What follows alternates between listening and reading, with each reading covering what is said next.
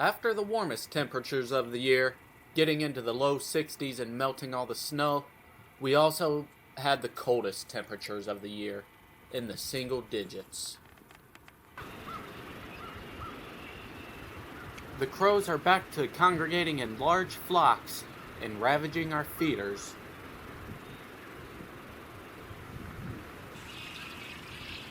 And what started as a few dozen blackbirds early in the week quickly turned into hundreds.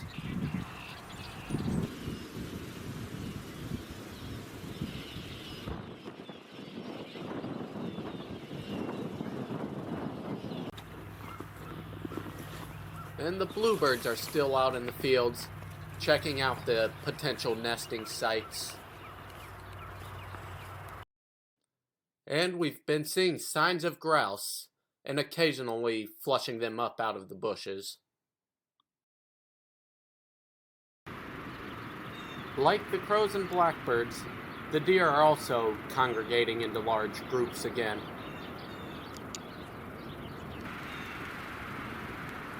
And the deer have spent many afternoons this week in the pine forest, seeking shelter from the wind and snow. And also like the crows and blackbirds, the deer have been gorging on the birdseed. And of course, we welcome the increased amount of time that our visitors spend.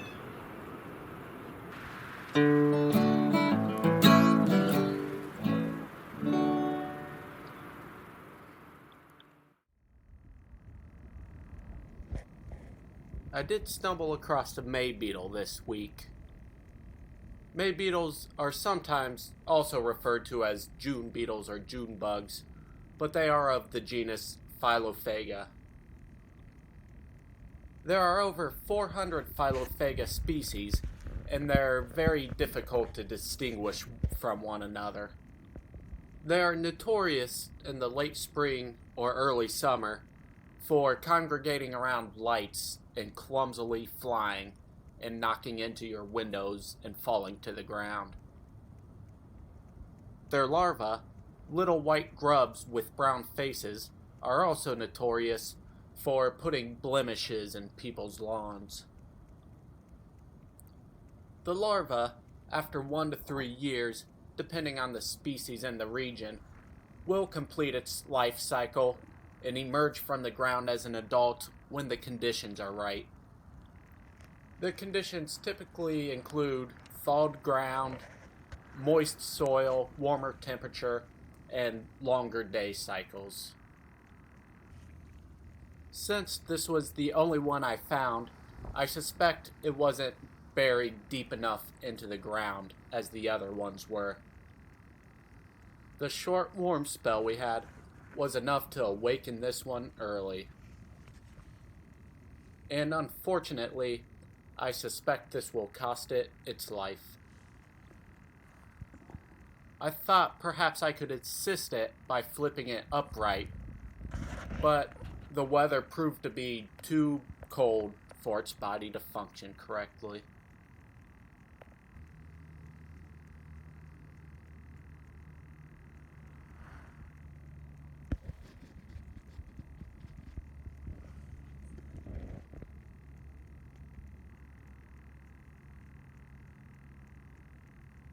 One of the most common invertebrates in the world, but easily overlooked, is the springtail. They are easily overlooked because they're so tiny, usually under a millimeter long. I found one that looked like this back in late December. It's in Nature Journal 38, but I didn't know what it was back then. After just recently watching a documentary, though, I instantly recognized it and went back to find more. They used to be considered wingless, primitive insects, but now are considered to be in a class of their own. It is a highly diverse class, but they all have one thing in common, and that is they live up to their name. When threatened, they use their spring-like tail to jump.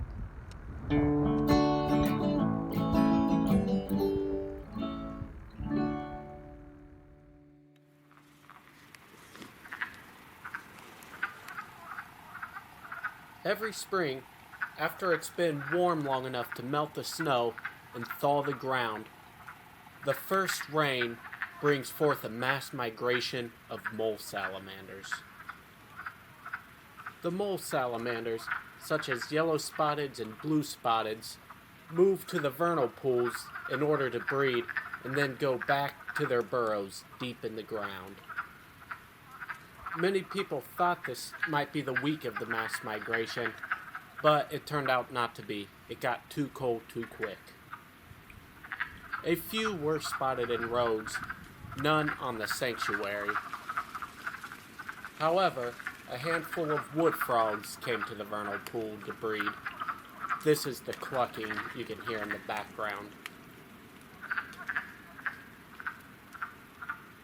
After a few hours of not much action at the vernal pool, I went to the man-made pond to see what was happening. As I suspected, nobody there would be breeding right now, but there was loads more activity than I had anticipated. It was hard to record anything because the light scared everything, but the tadpoles must have numbered in the dozens, if not hundreds. These are the tadpoles of green frogs.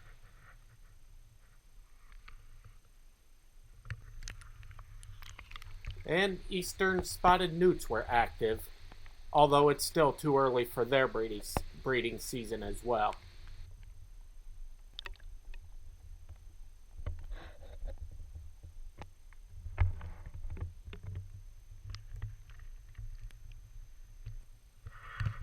But the thing that surprised me most were the water boatmen.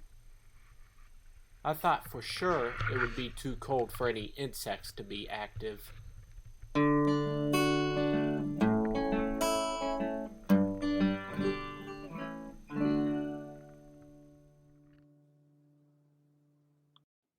And that's all for this week.